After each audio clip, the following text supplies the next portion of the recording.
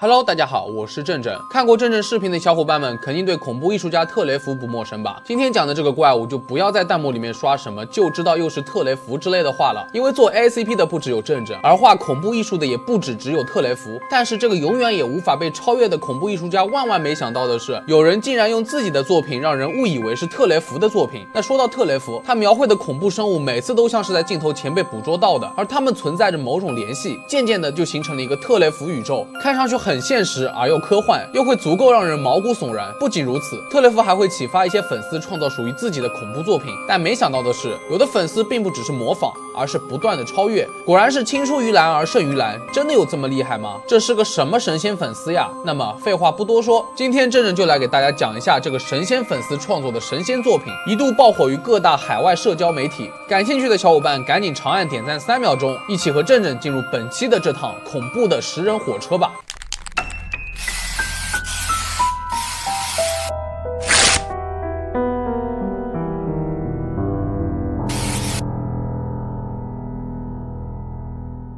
这位神仙粉丝的 ID 名叫 Leo Vincible， 他自称是自学成才的艺术家，喜欢创作黑色恐怖的艺术作品或者卡通幽默。他最出名的作品莫过于这个10人火车了。说实话，我第一次看到的时候，从没有怀疑过这出自谁之手，但是竟然不是特雷弗。那这位粉丝可以说是学到精髓了的。这个10人火车全长49英尺，看上去就像是一个很长的火车般的肉食生物。最令人害怕的部分，可能就是前面那张巨大的嘴了，上面有着锋利的牙齿。你再仔细看，就会发现嘴巴里还有个红色的人形生物，瘦骨嶙峋，而且它没有腿部，只有上半身，双手打开撑在两边，似乎在等待着猎物的到来。再看看这个生物的侧面，有10几个大大小小的眼睛，伪装成火车里面的窗户。从图片来看，小伙伴们还不能充分的了解它的特点。那么这个10人火车到底有哪些异常之处呢？首先，顾名思义，这类火车的食物来源是人类，它就像大自然中的伪装者一样，偷偷的潜入猎物身边，不被人们所察觉。其实不认真看，大多数人可能真的会把它当做普通的火车或者地铁，因为它有超强的伪装能力。任何地铁上的设施，比如门窗、玻璃、长椅、把手，甚至墙上张贴的广告，不管陈列的有多复杂，方方面面都会给你模仿到位。所以一旦人类进入到这列列车，那就是噩梦的开始，因为你可能走进了嘴巴，但自己完全没有意识到这一切，其实自己是沿着怪物的食道径直走了下去。通常来说，我们坐地铁途经好几个车站，高峰时候还会很挤，所以这趟列车也不例外，它也要吃饱了才会运转。当承受了越来越多的受害者，那么最终会变成一趟充满人类冤魂的列车。天哪，这真的太可怕了！要是误入了这一趟10人列车，自己怎么死的都不知道呢。那么它是如何引诱到人类乘客的呢？众所周知，通常列车速度都很快，所以需要的能量也很大。这个10人列车通常要花一部分能量在伪装火车上面，如果它无法捕食的话，就会像一团肉被卡住了一样，最后活活饿死。因此10人列车一直在伪装自己，暗中狩猎。当乘客上车后，它会突然释放出像胃酸一样的消化液，分解人类的肉体跟骨骼，所有的液体都会燃烧成富含营养的泥浆，滋养着这个生物。此时的乘客会变得恐惧又痛苦，因为眼看着自己被消化，然而还要被自己产生的汁液淹死。10人列车吃饱喝足后，还会继续伪装成列车，返回到回来的路线上，就像什么都没有发生过一样，等待到达下一个站点，继续狩猎新一批的食物。其实这个10人列车不单单只捕食人类，它还会捕食比自己更长更宽的东西，比如另外一条废弃的列车，就像是贪吃蛇游戏一样，它通过吞噬其他火车壮大自己的队伍，这样就可以快速的获得能量。更可怕的是，一旦它们形成队伍，就会像真正的火车车厢一样进行分车厢狩猎，这不仅增加了他们的车厢数量，而且更加容易让人类混淆，人们更难弄清楚到底是列车还是什么怪物。当然了，排在最前面的列车肯定是最厉害的，而后面的列车往往是最弱的。领先的列车还会发出像普通列车一样的喇叭声，人类不会听出这是什么样的异常声音，实际上这是10人列车在发出指令，用口哨跟声音通知各列车是时候让他们下车了，或者该吃掉他们了等等。据说为了应对恐怖的10人列车，人们还组建了一个神秘的团队，他们不断的检查世界各地的列车，查看是否存在10人列车的异常特性。如果发现处于休眠状态的该生物，就要迅速扼杀。最好的办法就是喷洒速效毒药，而且添加紧急刹车和控制面板等零件，甚至会移除常规列车的车轮等等。所以这样就能轻而易举的将10人列车转变为正常运行的列车。不仅如此，在平时的列车清洁工作中，该团队还添加了新的抗菌素，这样就能预防并及时消灭任何10人列车。说到这里，不知道大家对于10人列车的异常特性是不是有了一个大概的了解呢？没想到吧，这个10人列车还能有这样的花样，还真的挺像个科幻电影的。一旦进入列车后的异世界，就会发生各种各样的离奇事件，还真的能拍一部电影了。不得不不佩服这个粉丝的脑洞，郑郑还看到他推特上的其他作品，真不赖，感觉得到了特雷弗的真传啊。那各位小伙伴们怎么看呢？恐怖大师特雷弗的作品风格自成一派，让人难以琢磨，一般人确实模仿不来，但这个食人列车无疑是别具一格，从模仿到创新，也能够让我们知道还有更多的优秀艺术家。希望这类优秀的作品也越来越多，郑郑也会努力给小伙伴们多挖掘，做出更多更好看的视频。好了，本期视频到这里就结束了，那我是郑郑，我们下期再见吧。Hello， 大家好呀，我是郑郑。自从上次给大家讲了无限披萨盒，一大部分朋友都要求我再做一期吃货专属的 ACP， 因为毕竟人人都能接受，而且美食的画面感，我相信让大部分朋友都会欲罢不能。这段时间给大家做了太多的阴间的东西，也该来点治愈的温暖的 ACP 了吧？所以今天给大家带来这个 ACP 巧克力，但其实在甜蜜诱人的躯壳下，里面竟然藏着恐怖的杀戮危机，甚至有点寄生的意思。好吧，本期向大家保证一定不恐怖。如果现在身边有巧克力的朋友，一定要备好巧克力，因为我怕我的视频太诱人，你们会举报我，哈哈，开玩笑的。那么不废话了，让我们一起来看看本期要讲的这个神奇巧克力吧。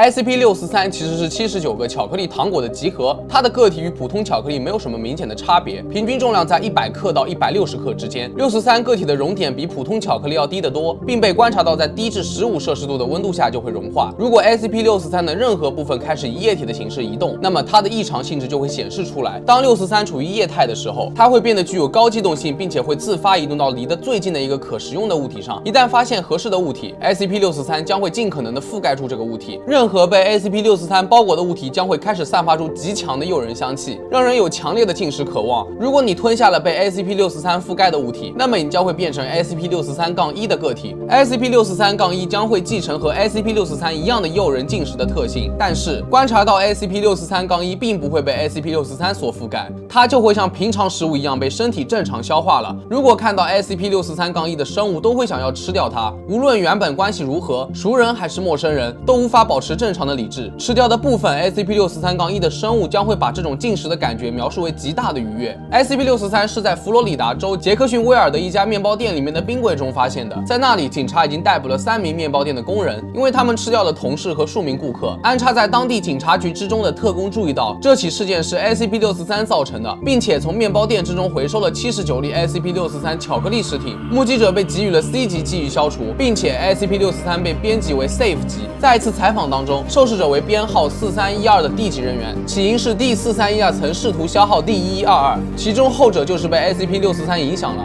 博士询问 D4312 为什么要攻击他，他声称自己是被迫的，他忍不住了。D1122 闻起来太香太美味了，这让他想起了自己妈妈做的美味佳肴。那个时候已经不知道自己在做什么了，能不能吃人的问题早就抛在脑后了，只是想吃一点尝尝，太有食欲了。但是博士反问道，如果你只是想尝尝，为什么谋杀了 D1122 后还啃掉了他大半张脸呢？ D4312 的回答是，一开始刚尝到味道的时候，那真是太美好了，感觉融合了世界上所有最好的调味料，越吃越想吃，所以要想吃的更多更多更多。D4312 重复说了好几分钟这句话。目前 SCP-643 被收容在 Site-77 的安全 SCP 机翼的冷藏室中， SCP-643 所处房间的环境温度不得超过10摄氏度，任何可能使得周围温度超过这一温度条件的，都应被认为是潜在收容破坏情况。处理 SCP-643 或在液态下进行测试的人员必须穿着装备有自己式呼吸机的危险品套装。其实我觉得这个 SCP 巧克力真的是非常神奇般的存在，这对于巧克力爱好者无疑是可怕的事情。那岂不是可以用 SCP-643 来暗杀别人吗？不知道有没有小伙伴看过少年泰坦的动画片，里面有一集撞车，在这一集当中，半机械人感染了电脑病毒，他把路上的每个人和每样东西也当成了食物，包括自己的同伴。所以说这个 SCP-643 看上去也绝非善类，但是只要不利用，还是一块好巧克力。其实在我小的时候一直是很馋巧克力的，那其实到底能有多好吃呢？长大后才知道，这大概就是一种信念。在电影《阿甘正传》当中有一句耳熟能详的话，人生就像一盒五彩缤纷的巧克力，你永远都不知道下一颗会吃到什么味道。巧克力是阿甘最喜欢吃的东西，也是妈妈教育他为人处事的道理。然而最简单的话却蕴藏着每个人都懂但很难做到的人生态度。希望看到这里的小伙伴都能知道，我们每个人都会拥有自己的一盒巧克力，其其中的滋味也只有自己才能尝得到。也许你正在经历着困难，但只要坚定一种积极的信念，相信就能创造出奇迹。好了，本期视频到这里就结束了。今天是不是给大家带来了不一样的感觉呢？其实有些 SCP 还是很有内涵的，并不是所有的 SCP 都与恐怖、猎奇、暴力扯上。如果本期视频看的人多的话，那我也会在之后安排更多种类的给大家做成视频。大家也可以在评论区留下你们对于这块巧克力的看法。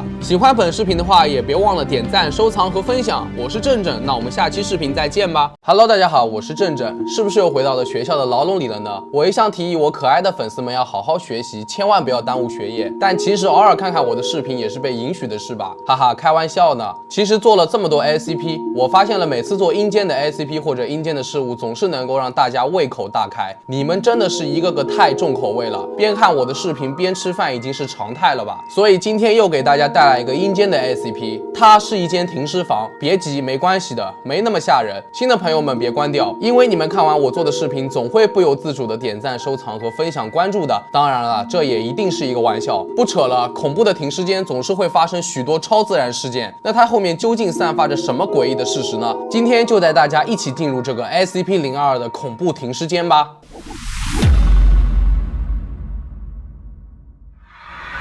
SCP-022是位于英国一家医院地下室的太平间。截止到20世纪80年代，该太平间都没有报告异常事件。第一次收到异常活动的报告是在某年的9月份。基金会很快就将该区域隔离，做出官方回应后，还将整栋大楼宣告废弃。目前 SCP-022突然产生异常现象的原因仍在调查之中。每隔一段时间，太平间就会随机打开一个抽屉，并展现出一个躺在台子上被盖湿布所覆盖的尸体。约6分钟后，尸体会移动并尝试离开太平间。此时，该尸体会被标记为 SCP-022-1。在某些情况下 ，SCP-022-1损伤或腐烂的太严重，以至于不能成功的离开太平间，甚至都没有办法从台子上坐起来。在这种情况下 ，SCP-022-1通常会挣扎并抽搐，直到活动实现。假如 SCP-022-1在实现到达后还在台子上，那么台子会回收回去，且抽屉将自动关上。报告表示，紧接着会出现与类似烧毁人类组织的气味。那么尸体是靠什么进行运动的呢 ？SCP-022-1不会呼吸、进食或者睡眠，而他们身体不发热，没有体温。基金会进行分析后，发现 SCP-022-1并没有任何异常的器官或者化学成分，它们只是普通的人类尸体。然而，目前 SCP-022-1的活动能源还不清楚，但是 SCP-022-1的体力超越常人。尽管很难直接对其进行测试，但研究人员估计 SCP-022-1比起体格相似的普通人，力量足足增加了112磅。基金会正在进行分析，来确认这是来自未知力量的来源，或是完全不同的现象。即使 SCP-022-1的身体部位被切断，但最大质量的部位仍然会继续活动，其他的部位则保持静止。破坏心脏或头部并不能消灭 SCP-022-1，其他部分跟四肢都会继续活动。只有完全破坏所有组织后，才能彻底消灭 SCP-022-1。独处时 ，SCP-022-1会容易达到活动时限，所有迹象都显示它会再一次成为一具普通的尸体。衡量它所消耗的活动时限，关键在于看 SCP-022-1的损害及腐烂程度。已知的记录为2天至3个星期。调查发现，已知的 SCP-022-1的躯体并不是凭空产生的，都与该城市内的太平间所报告的遗失尸体吻合。目前基金会正在研究这种转移机制。在 SCP-022 的太平间中，也不能放置任何其他物体，因为任何进入 SCP-022 的物体都会很快穿过门后消失，不留下任何踪迹，包括任何无机物以及生物标本也无法进入 SCP-022。SCP 基金会在 SCP-022 的正下方发现了一堆物质，包含了所有之前被送入进行测试的物质，但不包括人类。所有材料都出现了磨损及破坏，金属部分大面积生锈了，所有的生物部分都处于分解的不同阶段。测试显示，从将一个物体进入 SCP-022 到重新出现之间的时间恰好是183秒。但是如果进入的是人类，情况就大不相同了。人类会彻底融入太平间，并可能以 SCP-022-1的尸体形式出现。一旦出现 SCP-022-1的个体，收容处的自动化系统在它离开太平间的时候就会进行焚化处理。此时可以打开金库门以接纳清理人员。如果自动化系统未能摧毁 SCP-022-1的实体，则应召唤响应小组进入并消灭它。任何活着的人类在任何情况下都不得进入 SCP-022，除非被4级人员命令进行测试。其实，假如 SCP-022-1拥有一个正常使用的嘴巴、舌头及气管，那它就能跟研究人员沟通了。在一个采访日志当中，受访者是 SCP-022-1-2，外貌上来看，他的年龄约为43岁的亚洲男性，胸部被缝合过。在博士的询问下，他说自己只记得在驾车回家的路上发生了车祸，等醒来的时候就已经在太平间里了。当他看到自己的倒影，情绪立刻很激动，反复说道：“这不是我，我可不是年老的亚洲人。”他挣扎的力量很大，6个特工合在一起才把他制服，让他冷静下来。在另外一个采访当中，受访者是 SCP-022-1-5， 起因是一名地级人员 D5619被送进 SCP-022 后就失踪了。没过多久 ，SCP-022-1-5 出现了。从外貌上来看，她是一名12岁的女孩，但失去了左臂和大部分的躯干。博士对她进行了采访，询问其身份，但这名女孩一直在质问：“你们对我做了什么？你们知道我是谁？”原来她就是被送进去的地级人员 D5619，转移到了一名女性的躯体内。博士一开始不敢相信，连续问了好几个问题才确认她确实是 D5619。她被保存在一个牢房，直到活动期限结束。3个星期后，又有一具新的尸体 SCP-022-1-7 出现，以 D5619的身体出现。在一个简短的对话后 ，SCP-022-1-7 声称她是一个89岁的女性。好了，说到这里，正觉得 SCP-022 停尸房就像是一个随机分配肉体与灵魂的死亡空间，只要是人类进去此太平间，就会使肉体和灵魂分离，随后太平间会随机复活一具尸体，使不同的肉体随机带入一个灵魂，这样就能暂时复活成为另外一个人。那这一切进行的目的又是为了什么呢？小伙伴可以在评论区留下自己的看法。好了，本期视频到这里就结束了，喜欢本视频的话也别忘了点赞、收藏和关注哦。那我是正，我们下期再见吧。Hello， 大家好呀，我是正。我相信大家看到今天的封面一定非常感兴趣，因为只要你对于其中任何一个元素有兴趣，那这个 SCP 也是非你莫属的。你曾几何时可以看到如此惊人的画面呢？一个巨人喜欢吃人，还爱好穿女装。巨人和吃人这2种属性共存的 IP 其实有许多，但是女装这个元素加进去，就显得这个原本叫做食人者费尔南德的 SCP 听起来就有点憨憨的样子了。这就是我们本期要介绍的 SCP-082，一个女装巨人食人魔。那现在请大家耐心的按住点赞3秒钟，养成好习惯。咱们这就来看看这个奇男子的世界是什么样子的吧。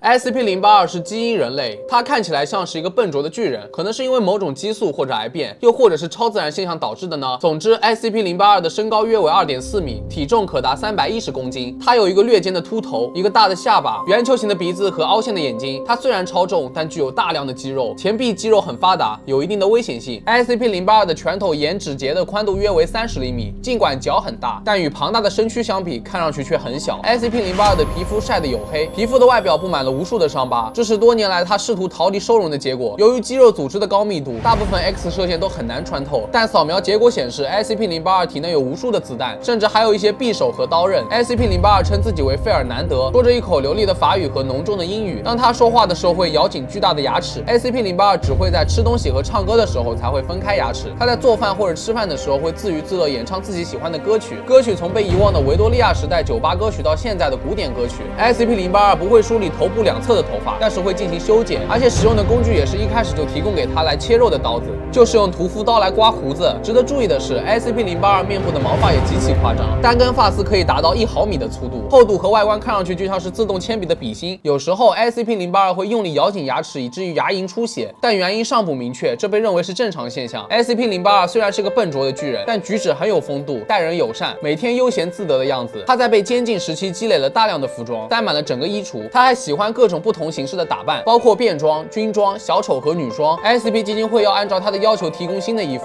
而082爱开玩笑，一般情况下对于基金会员工都很有礼貌，还经常邀请他们共进晚餐。但是受邀请的人都要注意了 ，SCP-082 在任何时候都有可能攻击人类。如果别人弄乱了他的房间或者打断了他说话，他就会吞下对方的脑袋。SCP-082 的下颚足够坚固，以至于可以咬碎裂开的头骨，而且他似乎很喜欢头骨，但攻击行为让人琢磨不透，动机也是随机的，和 SCP-082 最近是否有食人欲望没有关系。SCP-082 很难将现实的影视作品与文学作品分开，就比如他曾经表示非常渴望想见到他最喜欢的人，就是《沉默的羔羊》当中的汉尼拔·莱克特，而且他相信所有的电视节目都是以某种形式的真实实景拍摄的。尽管 SCP-082 的记忆和解决难题的方面表现得出更高的智力，但模仿、讽刺和小说这几个概念却超出了他的理想范围。不过 SCP-082 理解说谎的概念，可以看穿其他人在公然撒谎，而且在被问及过去说过的谎言。根据 SCP-082 的说法法是，它是一只吸血鬼、一个人造人、大鸟、巨人安德烈、拿破仑、欧拜利克斯、Bright 博士、绿巨人、亚历山大大帝、铁钩船长、夏洛克·福尔摩斯、弗兰肯斯坦博士和他造出来的怪物。当被问到说这些谎言的借口的时候 ，SCP-082 回答的是：可是我只说在咬牙齿的时候才说谎。目前 SCP-082 被收容于武装生物收容区的-14的增扩居住所，以此抑制和安抚这个 SCP。尽管标准武器对于监管 SCP-082 的作用不大，但通过伪装成一个虚拟情景，可以轻松与 SCP-082 合作。目前 SCP-082 觉得自己已经被推举成了印象法国国王，其收容区其实是为保护而设计的一座虚拟的宏伟宫殿。所有相关人员都要被告知此虚拟情景，并且接受遵循此方案的命令，并责令他们遵循轨迹。家务勤杂人员只能由低级人员担任。说到这里，我有一个猜想，他喜欢吃头骨，再加上觉得自己是法国国王，是不是因为法国历史上有一个被砍头的国王路易16呢？难道这中间还有什么其他的关系吗？哈哈，这肯定是不可能的。但是这个 SCP 汇集了这么多的元素，作者也真的是脑洞大开了，并且外表看着很凶狠，但喜欢穿女装。如果他某一天入驻 B 站的话，一定很受大家的欢迎了。好了，本期视频到这里就结束了。大家对于这个巨人食人魔的女装大佬有什么感觉？可以在评论区留言哦。我是觉得其实还是挺可爱的。那喜欢本视频的话，还请大家一键3连支持一下，谢谢各位一直以来的鼓励，我会继续努力的。我是正正，那我们下期视频再见吧。Hello， 大家好，我是正正。做了几期都市传说和灵异事件，今天咱们又回归 SCP 了。那今天给大家带来的又是一个 Kate 级的项目，它就是 SCP-2863利器化身之恶者骷髅。这也是我比较喜欢的 SCP 项目了，因为它的长相和属性也颇有点都市传说的意思。在日落黄昏的时候，小心骷髅出没，因为它只是在夜间活动，从黑暗中现身，寻找人血。听到这里，感觉是不是很有画面感呢？好像是一部灾难科幻大片。那么废话不多说，下面就听正正来讲下这个神秘的巨型骷髅吧。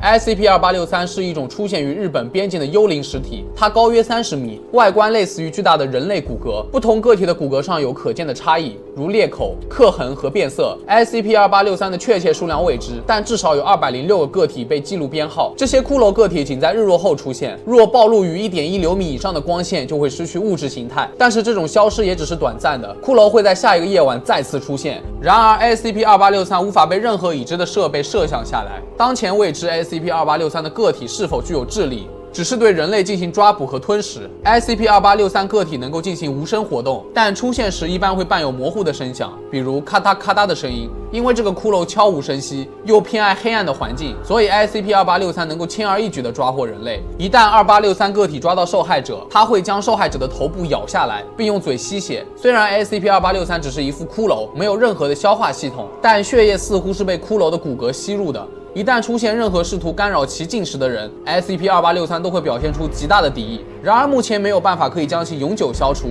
只有朝阳或者亮光可以驱赶它们。随着城市的发展以及基金会的监控的增多，从2008年的10月31日以来，没有出现过因 SCP-2863 造成的伤亡报告。由于 SCP-2863 暂时消失的特性，无法实施长期收容。如果2863的个体在外部被目击，机动特遣队将立即出发，使用超亮泛光灯将其赶走。暴露于 SCP-2863 的平民将被施以 A 级记忆删除。对 SCP-2863 的监控及控制，过去一直都是由大日本帝国异常事务调查局执行的，直至该机构在1945年第2次世界大战之后解散。多名调查局特工参与了基金会控制措施的制定，并继续作为全职基金会工作人员。异常事务调查局的工作人员曾经描述过 SCP-2863 恶者骷髅产生自大规模死亡，是数百人痛苦的集合体。恶者骷髅会最终自行消退，但能够持续存在数百年之久，徘徊直至其悲伤消散。没有办法可以加速此过程。在1940年，调查局已经知晓了有203个恶者骷髅存在。神道教仪式可以驱逐恶者骷髅，但没有办法可以永久消灭之。虽然工作人员曾多次尝试，但从未成功交流过。恶者骷髅被认为具有过分敌意而不能纳入妖怪阵营中。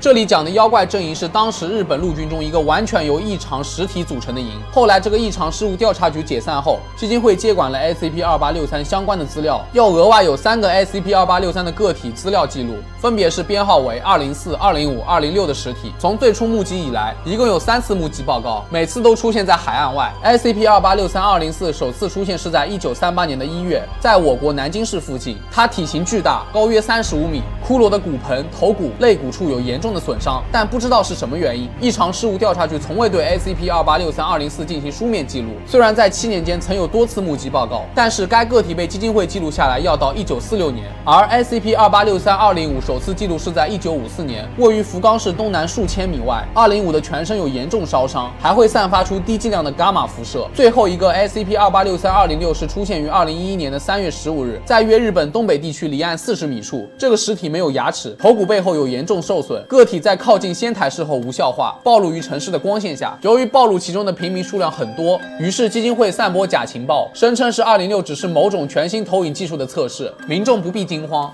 在日本有个妖怪叫做 Gasha Dokyo， 也被认为巨人骷髅。正正觉得这个 SCP 的灵感很有可能来源于此。这个妖怪拥有巨型骨架，比一般人高15倍，据说是由饿死的人或者战死的人的尸骨聚集而成的。这些幽灵没有被好好的安葬，于是在午夜出来游荡，抓住独行的人，咬着头喝着血，他们无影无踪。不过有一种方法可以知道他们的存在，那就是一旦他们出现，受害者的耳边都会有响声。据说神道护身符可以阻挡这个妖怪，但他们对人类的血液有极大的渴求，具有隐形和坚不可摧的力量。好了，本期视频到这里就结束了。正正觉得这个 SCP 结合了日本神话，还挺有意思的，突然多了一丝都市传说的味道。看到这里，赶紧去评论区留言下一期的素材，正正会挑选最有意思的给大家讲。在这里还要感谢给我充电的代号吃天使、遇见踏九霄、蛙999、提雅吃饱老陈、小叶撒亚、死亡怒搓、UMLC、风之旅人、夕颜、老姐别打我、忧郁蓝调、提雅吃饱老陈、小逗逼没错就是我、老二次元了、雪露风天、孤大爱茄子、黑山岩、宫水粒子、不知所措的派大星、祈祷 NIA、索乐、小叶撒亚、上官宇科、摩西君、兵哥与兵哥、Smile Z、XSMC 小金、Mr 金科拉。有你们的支持，正正会一如既往做出更好的视频的。喜欢本视频的话，也别忘了一键3连哦。那我是正正，我们下期再见。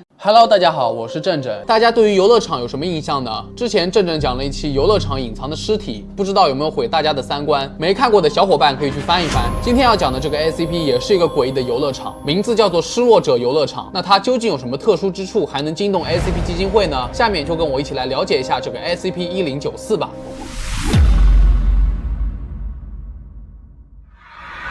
SCP-1094 是一个游乐场，属于 Safe 级的，里面有着正常游乐场应该有的标准设施，例如跷跷板、旋转木马、滑梯、攀爬架和秋千等。这些设施是用木头、钢铁和塑料制成的，本身并没有表现出任何特殊的地方。SCP-1049 中似乎有一个或者多个定期操纵这些设备的实体，因为工作人员曾经报告说秋千会自行摇动，以及在滑梯上有听到声音。身处 SCP-1049 附近的人会感觉到一股强烈冲进游乐园玩耍的冲动。这种影响还有明确的界限，就是在游乐场附近17米半径的圆形范围之内，并且这只会带来心理上的影响。这种强迫的力度似乎和受影响者的年龄有关，在青春期之前的个体表现出最强烈的玩耍欲望，而过了青春期的人不用费什么力就可以克制这一欲望，但是这一欲望会在个体看到或者听到的人正在游乐场玩耍的时候严重增强。在 SCP-1049 中玩耍可以给受影响者感到强烈的幸福感，并且让他们忘掉之前所接受的使命和任务，抛开一切，只想在游乐场里面尽情游玩。一旦持续的暴露在 SCP-1049 之下，最后会导致受影响者消失。在所有已经测试过的情况之中，这些受害者完全消失在视野之后就彻底消失了。例如他们正在滑滑梯时，或者正在穿过连接大型建筑2个部分的隧道的时候，突然消失，就再也找不到他们的踪迹了。先前装在测试者身上的任何追踪设备也被丢在他们最后一次出现的游乐设施当中。目前 SCP-1049 被保存于94号站点之中，这一站点伪装成为了一个由私有公司所有的办公楼，所有平民试图进入94号站点的行为都会被制止，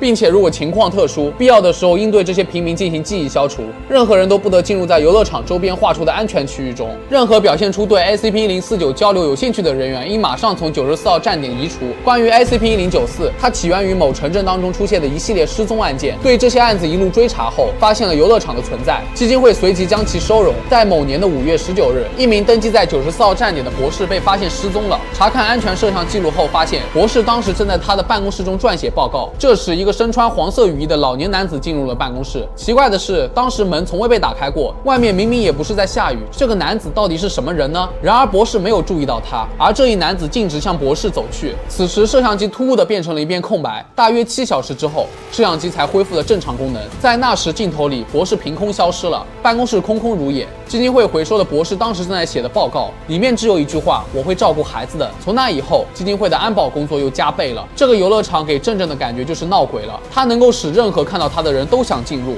然而在欲望的驱使下，人们常常迷失自我，直到意识到大难临头的时候就已经晚了。或许是这个游乐场里面的鬼魂在吸引着人们去玩耍，而当人们意志不坚定的时候，不容易抑制自己想玩的冲动。但是，一旦进入了这幽灵般的游乐场，充分暴露其中，不久之后就会失踪，消失后去哪里仍然是个未解之谜。好了，本期视频到这里就结束了。做了几期游乐场有关的视频，我都有点不太敢去了。小的时候只害怕鬼屋之类的，但是在真正恐怖的游乐场面前也只是闹着玩呢，简直是弱爆了。好了，看到这里也欢迎大家赶紧去评论区留下自己想看的 SCP， 我会挑有意思的给大家讲。那喜欢本视频的话，记得点赞、收藏、加关注哦。